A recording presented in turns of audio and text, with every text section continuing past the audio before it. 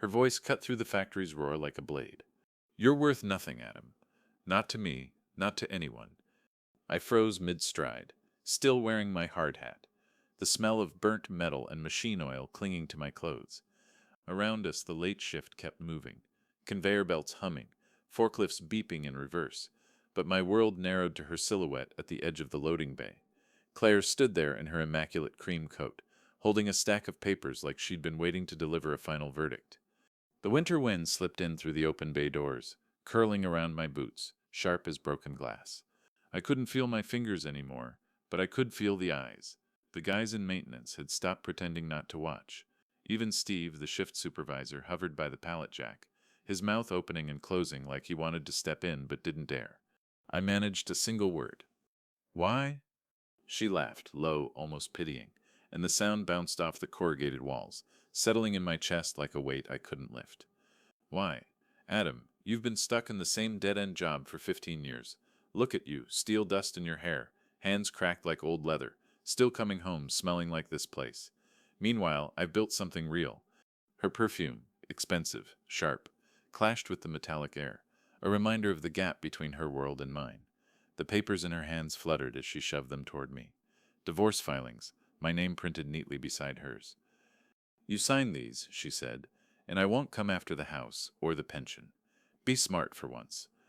The pension, 20 years of overtime, weekends missed, backaches ignored. She knew exactly where to cut. From the corner of my eye, I saw sparks burst from the welding station, painting the air in orange embers. My heart pounded in time with the grinder's whine.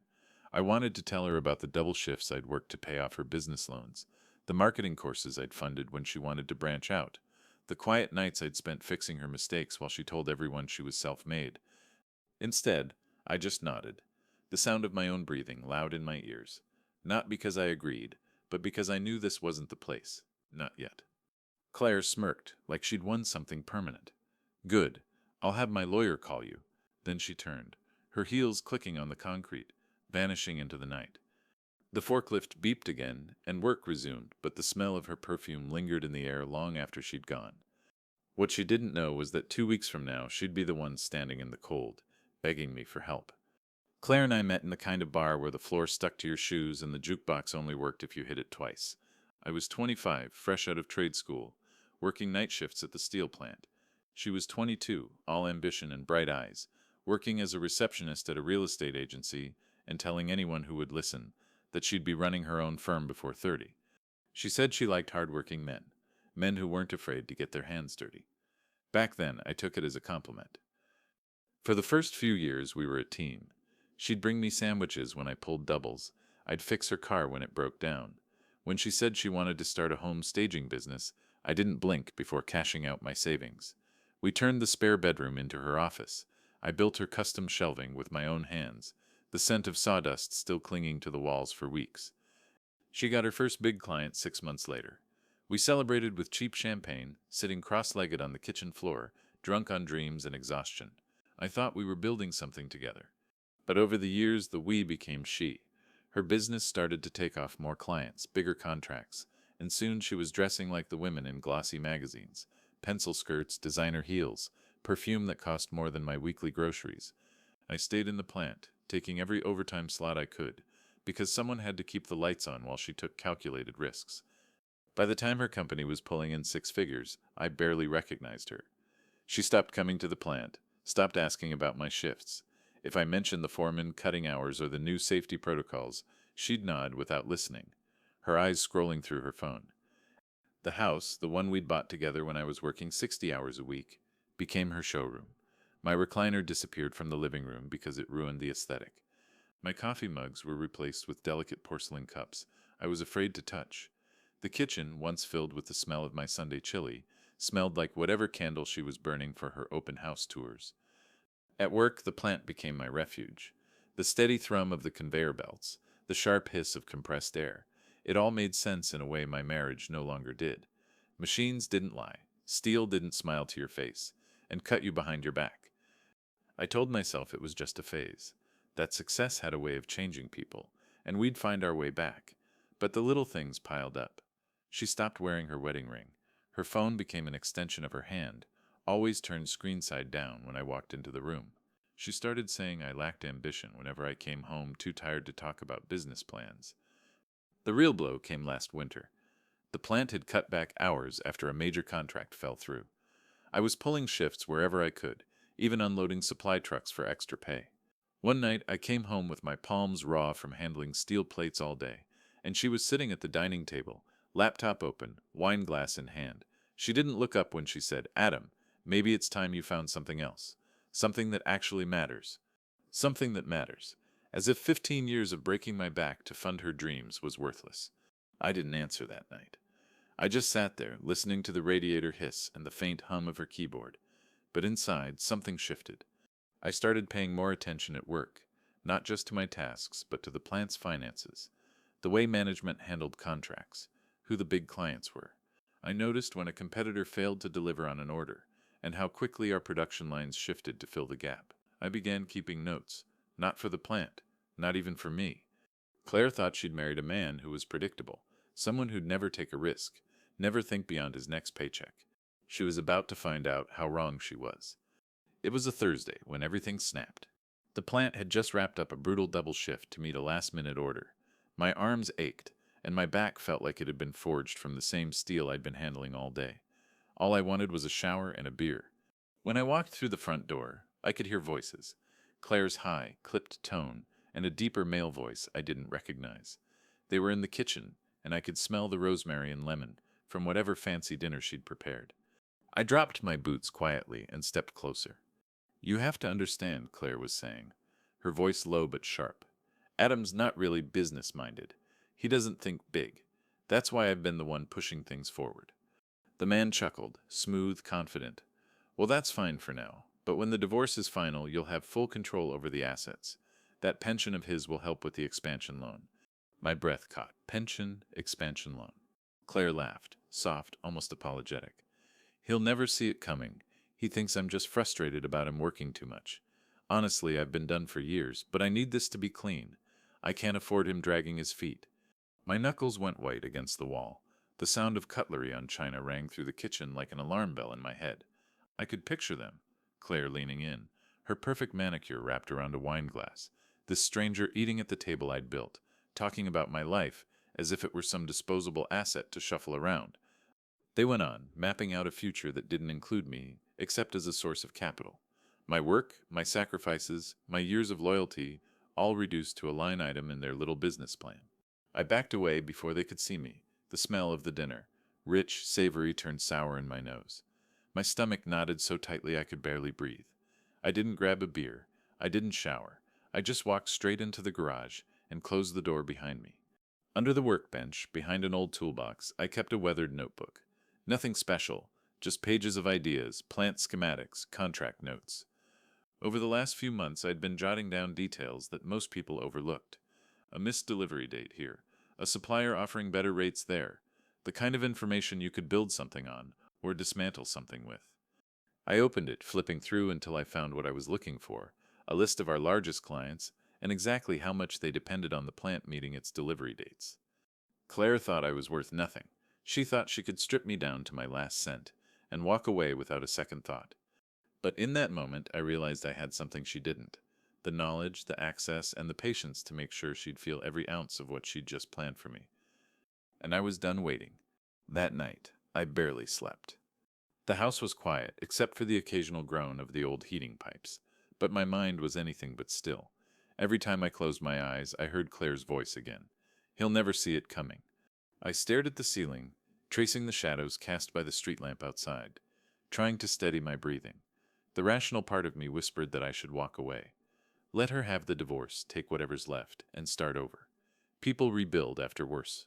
But another part, the part that remembered every overtime shift, every birthday I'd worked through to pay for her business ventures, every time she'd smiled at me while secretly undermining me, knew I couldn't just walk away. Still, doubt gnawed at me. Revenge wasn't something you could half commit to. This wasn't a fight on the shop floor, or a heated argument you could apologize for later. If I went through with this, there would be no going back. I thought about the plant, my second home for over a decade. I knew every bolt in the loading bay, every shortcut in the assembly line. I knew which managers cut corners, and which clients panicked at the thought of a missed deadline. My hands could dismantle a gearbox blindfolded, but could I dismantle the woman I once loved? Claire hadn't always been this way. There were good years, years when she'd show up at the plant with a thermos of coffee and a smile, when we'd dream about building something together. Those memories clung to me like the smell of machine oil in my clothes. But the woman sitting across from that stranger in my kitchen, discussing my pension like it was loose change, wasn't the woman I married. She was someone else entirely. Someone who'd used me until there was nothing left. I sat up, rubbing my face, the roughness of my palms scraping against my skin. In the garage, the cold bit at my fingers as I flipped through my notebook again. I'd been gathering this information for months, telling myself it was just habit, just a way to stay sharp. But maybe I'd known all along that this day would come. The details were there: supplier contacts, shipment schedules, small vulnerabilities in the plant's workflow, enough to cause chaos if the right strings were pulled, enough to make the right people desperate, desperate enough to come to me. I closed the notebook and set it on the workbench. My chest felt tight, but not from doubt anymore. I wasn't going to destroy the plant, I was going to control it, and make sure Claire's world depended on me before I ever signed a single piece of paper. If you were in my place, sitting in a dark garage with proof that your own wife was plotting to gut you financially, what would you do? Walk away and cut your losses, or fight back, knowing it might change everything. I'd worked my whole life to build something worth protecting, and now the person I trusted most was about to take it all. Before I tell you exactly how I turned the tables, think about this. Sometimes the smallest piece of information can be more dangerous than any weapon. Because when the time came, I didn't need to raise my voice or even my hand. I just had to pull the right thread and watch her entire plan unravel. The next morning, I was at the plant, an hour early. The air was sharp with the scent of fresh-cut steel, and the hum of machinery echoed like a heartbeat through the vast floor. But my own pulse was steady, calmer than it had been in weeks. I started with Eddie in logistics. Eddie's the kind of guy who hears everything. Which shipments are late, which suppliers are threatening to walk. I caught him in the break room, pouring burnt coffee into a paper cup. "Hey, you hear about Westline Construction?" I asked casually. He frowned. "Yeah, big contract, but they've been dragging their feet on payment. Management's getting twitchy." I nodded, filing that away. If someone could guarantee their deliveries on time, they'd be willing to pay a premium, right? Eddie gave me a look, part suspicion, part curiosity, but didn't press. Good. The less anyone asked, the better. Next was Sandra, in accounting. I'd helped her brother get a job here 2 years ago, so she trusted me. I asked about overtime allocations, pretending I wanted to pick up extra shifts. She pulled up a spreadsheet, and I saw it, clear as daylight.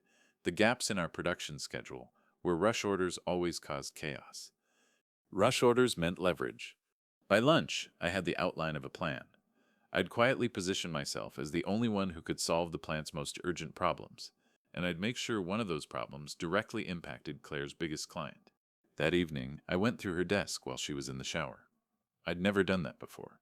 My hands shook, not from guilt, but from the quiet thrill of finally seeing behind her curtain.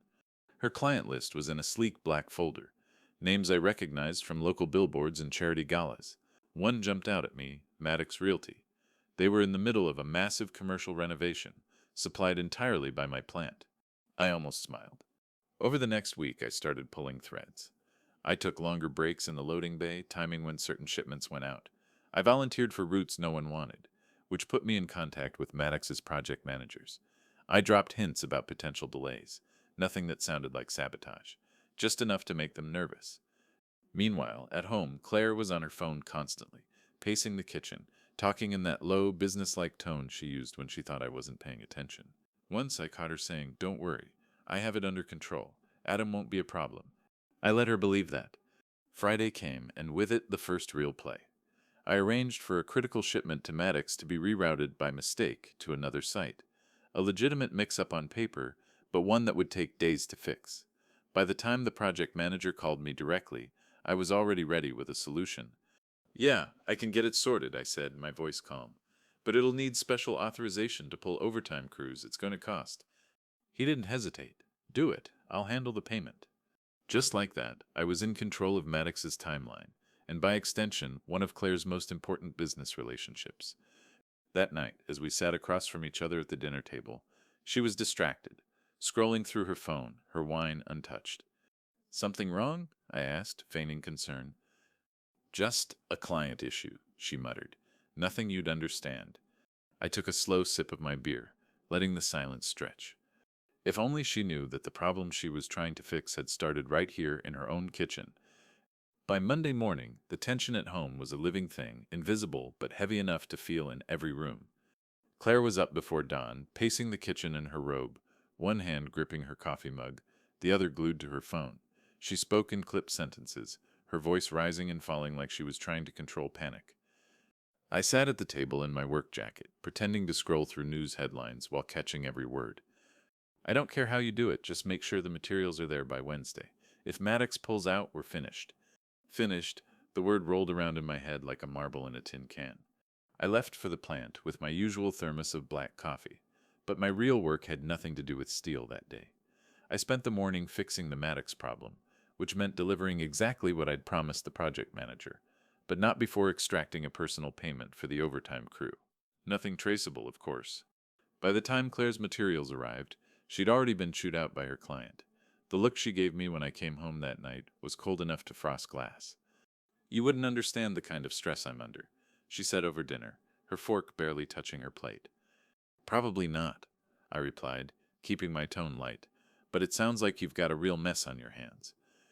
She narrowed her eyes, searching for something, doubt, guilt. She wouldn't find either. The rest of the week I kept tightening the screws. Every mistake I engineered looked like an accident on paper. A misplaced invoice here, a delayed truck there. The plant was busy enough that no one suspected a thing. In fact, management was thanking me for stepping up to solve these problems. At night, I watched Claire unravel. Her wine glasses sat untouched on the counter, replaced by late-night phone calls and whispered strategy sessions. She stopped dressing up for dinner, stopped asking where I'd been. One evening, I walked into the living room and found her sitting in the dark, just the glow of her phone lighting her face. "Everything okay?" I asked. Her head snapped up, eyes hard. "No, everything is not okay. I'm trying to save a contract worth more than your entire annual salary, and every time I fix one problem, another pops up." I shrugged, masking the satisfaction bubbling under my skin. "Sounds like bad luck." She glared at me, then looked away. "You wouldn't get it." Maybe not, I thought. Or maybe I understood it better than she could imagine. By Friday, Maddox Realty had made it clear they'd be looking for a new staging company after their current project wrapped. Claire was in full damage control mode, barely sleeping, barely eating. She didn't know it yet, but every one of her frantic solutions ran right through me. That night, I lingered in the garage, flipping through my notebook under the dim bulb. The next phase was clear. I'd make sure she needed me publicly, in front of the very people she was trying to impress, and I wouldn't lift a finger until the terms were mine to dictate. Inside, I could hear her voice through the thin garage wall, sharper now, almost desperate. "I can fix this. I just need more time and the right help." I closed the notebook and set it down slowly, a smile tugging at the corner of my mouth. She didn't know it yet, but the right help was standing 10 feet away, and I'd decide when and if she got it. The moment came on a Wednesday afternoon, almost by accident, though I'd been waiting for it like a sniper for weeks. I was in the plant's small conference room, helping coordinate a shipment schedule when my phone buzzed. Claire. I let it ring twice before answering. "Yeah?" Her voice was tight, every word clipped. "Maddox just called. They've got another shipment stuck in transit, and they said you're the one they trust to get it there." I leaned back in my chair, letting the hum of the fluorescent light fill the silence. "Sounds like they've got good instincts." "Adam," she said, and for the first time in years, there was no superiority in her tone, just strain. "If this doesn't get fixed today, I lose them. That's a quarter of my revenue gone." I drummed my fingers on the table, letting the pause stretch until it hurt. "I can make it happen, but I'll need to be compensated for my time." A beat of silence. "Compensated? You're my husband." I almost laughed. "Funny. Last I checked, we were divorcing. You wanted a clean break, remember? Well, clean means I don't work for free." I could hear her breathing quicken through the phone. "Adam, please. We can talk about this later. Just get the shipment moving." "No," I said, my voice steady. "We talk now. You sign an agreement putting me on retainer as a logistics consultant for Maddox and two of your other biggest accounts. My terms, my rates. Otherwise, I let the shipment sit until the paperwork catches up." There it was, the line I couldn't uncross. Once I'd spoken those words, There was no pretending I was still just playing defense. For a moment, I thought she might hang up. Then her voice came back, brittle but resigned. Fine. I'll have my lawyer draft something tonight. Good, I said. Once I have it in writing, the trucks roll. I ended the call before she could say anything else. The guys in the conference room had no idea that in less than 10 minutes I'd gone from disposable husband to the linchpin of Claire's crumbling empire. They just saw me smile faintly and return to the shipment board. That night, the agreement came through my email. I read every line twice, making sure there were no tricks. Then I signed it with a steady hand and sent it back. By morning, the trucks were on the road, Maddox was pacified, and Claire's company lived to fight another week, entirely because of me. And now, she couldn't cut me out without dismantling her own business. The game was no longer about survival, it was about control. For the next week, the house felt different. Claire started coming home earlier, her phone calls shorter. She made dinner twice, actual dinner, not takeout containers spread across the counter. She even asked about my day once, though her eyes still flicked toward her phone every few minutes. It was the performance of a woman who thought she'd regained control. At work, I made sure the shipments flowed smoothly. No delays, no mistakes. Maddox was happy again, and word spread fast. 2 other major clients called Claire to tell her they were impressed with how quickly her company had recovered from those hiccups. She credited me publicly, though I could hear the strain in her voice every time she did it. She was trying to rewrite the narrative. Adam, the dependable husband, swooping in to save the day. It made her look good, and for the moment, it made her business stable again. But what she didn't see was the second layer, the quiet conversations I was having at the plant. Over lunch breaks and late shifts, I was building relationships with the same clients she depended on, passing along helpful updates, offering informal advice on supply chain issues, making sure they saw me as the solution, not her. One night, I walked into the kitchen and found her humming to herself while chopping vegetables, a glass of red wine within reach. She looked relaxed, almost like the woman I'd met all those years ago. Long day, I asked, leaning against the doorway. Better than last week, she said with a small smile. Maddox extended their contract, and we've got 2 new listings coming in next month. I think the worst is over. I nodded, keeping my expression neutral. Glad to hear it. Inside, I was already thinking 3 moves ahead. The worst wasn't over. It hadn't even started.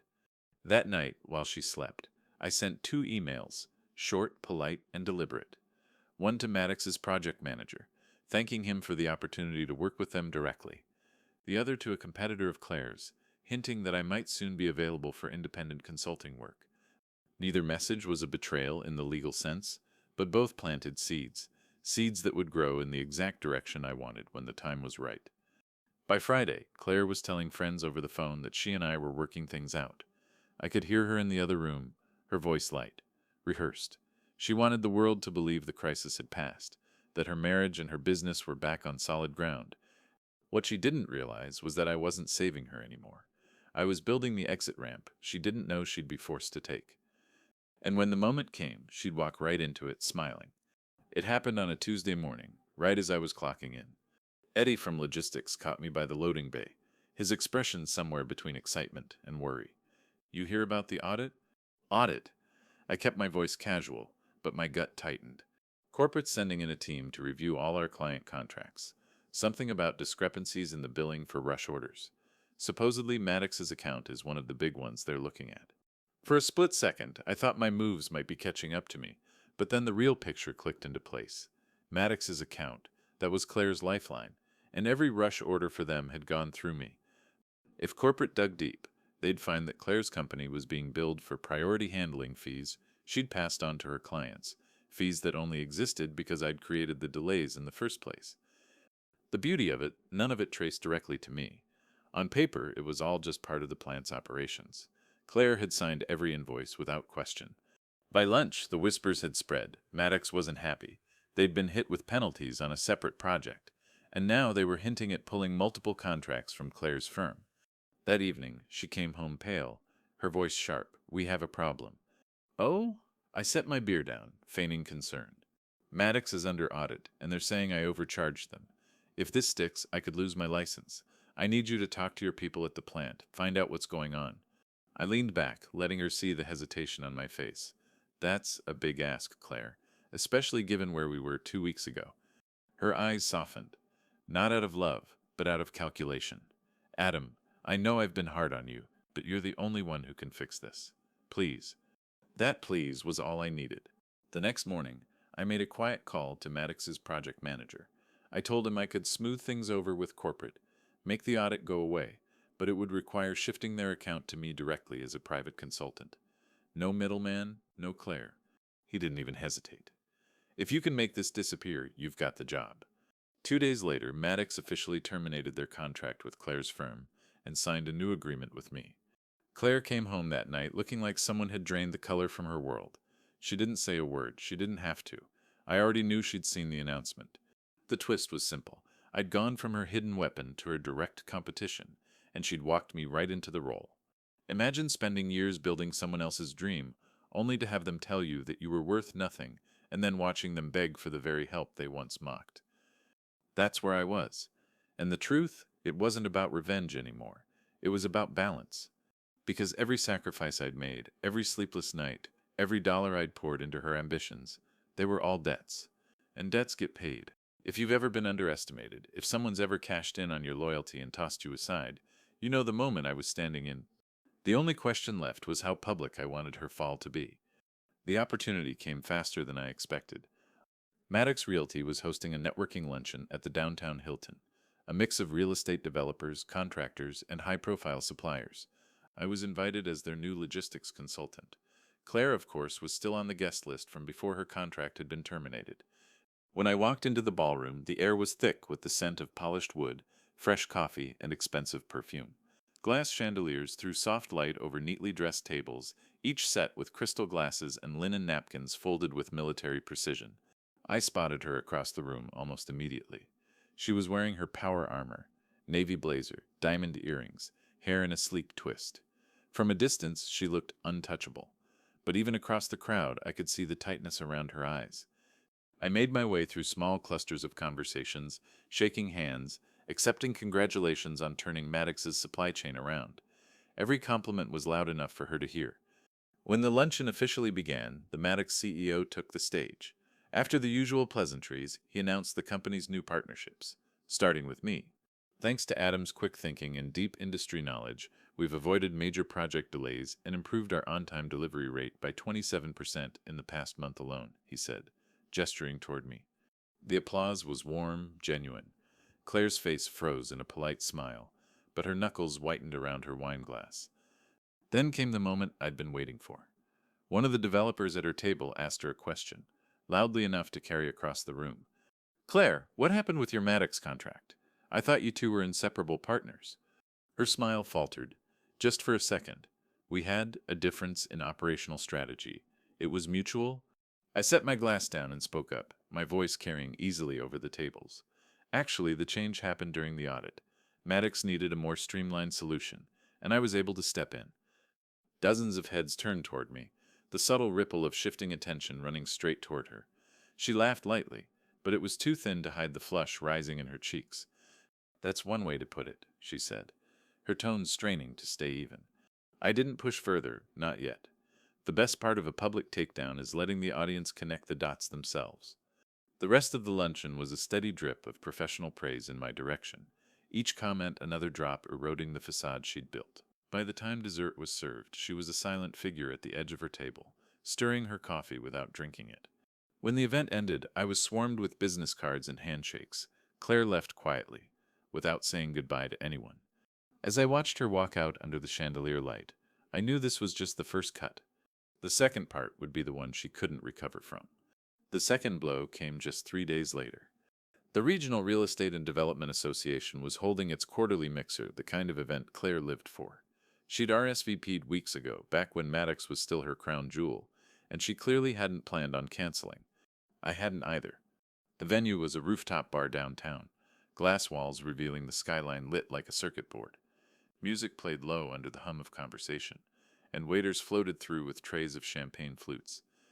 Claire was working the crowd when I arrived, all polished charm and controlled gestures.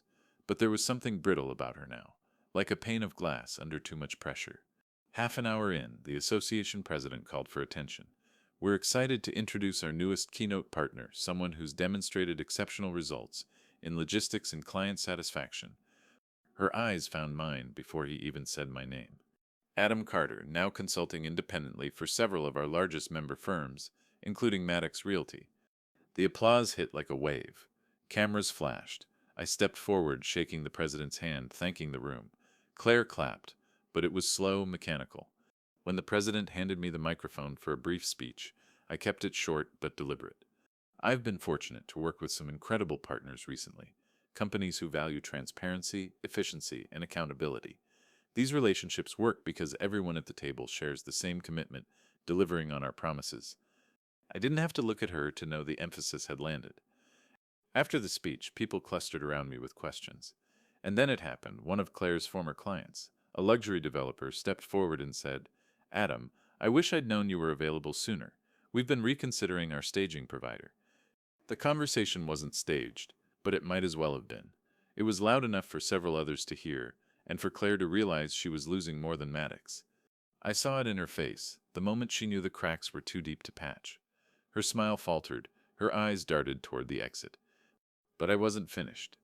As the evening wound down, I made a point to thank her loudly for all the years of partnership and lessons learned. The crowd heard it, the subtext clear. The partnership was over, but the victory was mine. She left without saying goodbye. This time, she didn't just look defeated, she looked hollow. I stayed until the lights dimmed, shaking hands, collecting new contacts, and making sure that by the end of the night, everyone in that room knew exactly who had replaced her. The fall was complete, and she'd watched every step of it happen. By the end of that month, Claire's company was a shadow of what it had been. Maddox was gone. Two more major clients had quietly moved their contracts over to me. And the rest? They were asking questions Claire couldn't answer without admitting just how deeply I'd been involved in their operations. The calls stopped coming. Her phone, once buzzing constantly, now sat silent on the counter most days. The few messages that did come through were curt, transactional. I moved my office out of the plant and into a small suite downtown. Nothing flashy, just enough to look professional for the steady stream of clients I'd acquired. Some days I'd catch a glimpse of Claire's old logo on abandoned marketing material in storage rooms I was now in charge of supplying. It was like finding the fossil of a creature that had once ruled the food chain. At home, the air between us had gone cold and still. We still shared the house, at least until the divorce was finalized, but we lived like strangers. She avoided eye contact, her once commanding voice now a faint echo of itself. One evening, she knocked softly on the door to my study. "Adam," she said, her tone cautious, "I need to ask you something." I didn't look up from my paperwork. "Go ahead." Her voice cracked just slightly. "Would you consider consulting for my company again, just until I stabilize things?"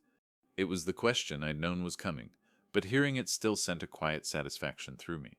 "I could," I said slowly, finally meeting her gaze, "but it wouldn't be on your terms this time, and it wouldn't come cheap." She flinched, but nodded. "I understand." I leaned back, letting the silence hang just long enough. "No, Claire, you don't. Not yet, but you will."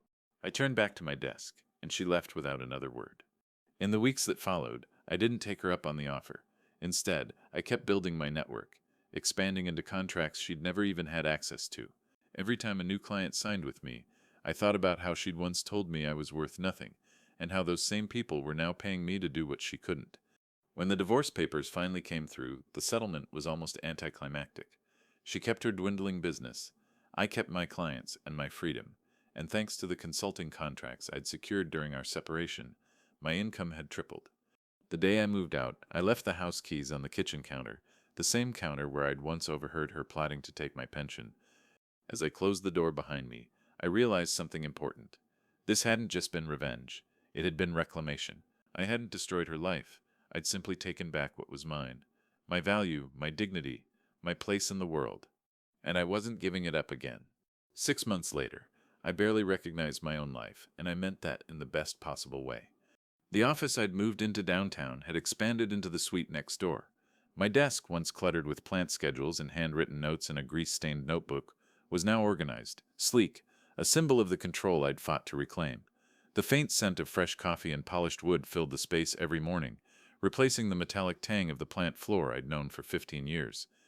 I still kept that old notebook, though.